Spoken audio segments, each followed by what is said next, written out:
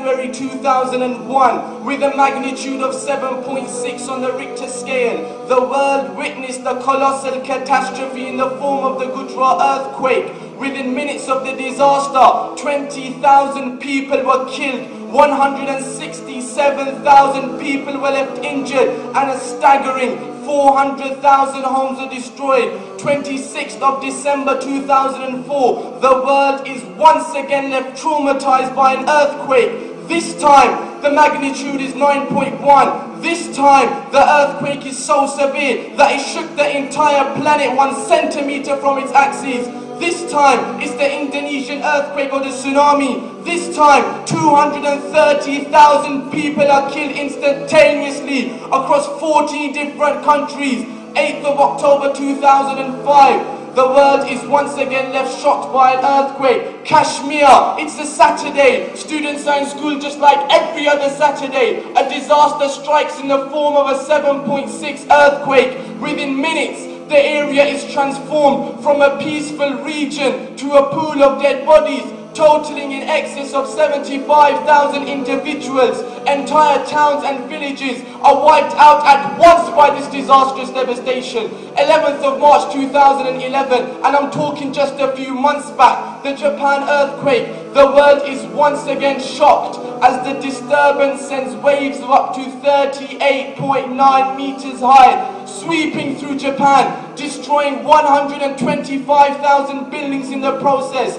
The earthquake rates 9.1 on the Richter scale. The death toll is 15,093. But do not get me wrong, my brothers. My intention, my purpose, my objective of standing before you today is not to inform you of some figures and some facts. It's not to portray some numbers or some stats. Rather, is to make each and every one of us understand, is to make each and every one of us comprehend, is to make each and every one of us realize the similarities between these incidents, the similarities between these disasters, the similarities between these catastrophes. What's the common factor? What's the common feature? What can we deduce from these heart-rending, tear-jerking, agonizing events? Let's answer this question with another question. Did the 630,000 individuals killed by these chaotic catastrophes have any idea that their time is up? Did they wake up in the morning knowing it's the last day of their lives? Did they go to school or work aware of what their day would bring to them? The simple answer is no, because death is a phenomenon that is unexpected and unpredictable. Every next moment could be our last. One can be sleeping, eating, walking, talking, studying, exercising, dressing, shopping, popping, playing, relaxing, chillaxing, working or enjoying his life, and before he knows it, his time is up. Take the example of Bickless Fur, the footballer. He comes on as a sub for Benfica. He makes the assist for the only goal of the game. The world is watching. It's a football match being broadcast on live television. He's only 24 years of age. The match is near its finish. He makes a tackle and receives a booking. As the yellow card is shown to him, he ruefully smiles at the ref and then turns around to get back to the action. All of a sudden, he bends forward and then falls flat on his back.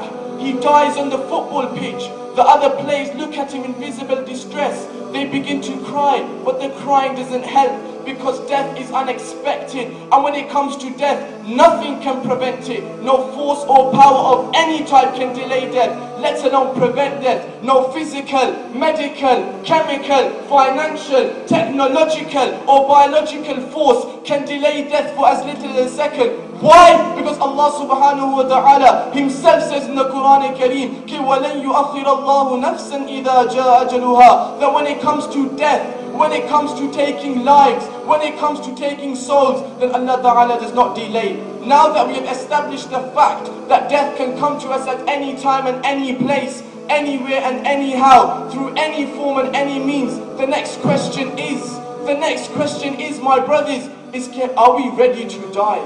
Are we living a life in which we are investing for our hereafter? Or are we living every moment in hope of increasing our stake in this deceitful world? In essence, Are we living for this world, or are we living for the hereafter?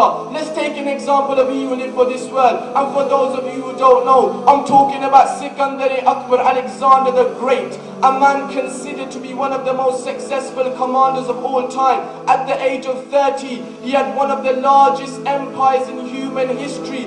He had it all. At the age of 25, he had conquered 90% of the known world. Yet this same man, this same Alexander, this same Sikandar, when he's on his deathbed and surrounded by his men, he makes a bizarre wish. He says, oh men, after my death, when you put my body in the casket, then let my arms hang over the edges with my palms wide open. The people around him ask the reason to this bizarre request. He replies, so that people can see, so that the world can see that I am that very man who conquered the entire world. Yet today, I am leaving the world empty-handed. This was the end of you and it all. We must realize, my brothers, we can possess the most luxurious of houses, the most expensive of clothes, the most profitable of businesses, the most classy of cars, the most respected of positions in society, the most well-paid of jobs, the most prestigious of degrees, the most envied of grades, the most impressive of CVs, the most affable of associates,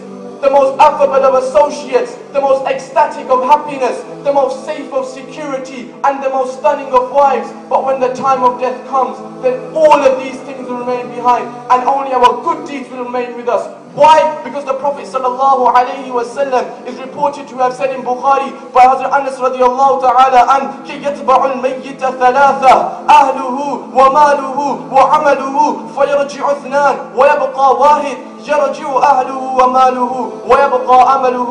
That when a person leaves this world, then only his good deeds will remain with him. And the Sahaba radiallahu ta'ala anhum ajma'een, they properly understood this. They properly understood this message. That's why they didn't live for this world.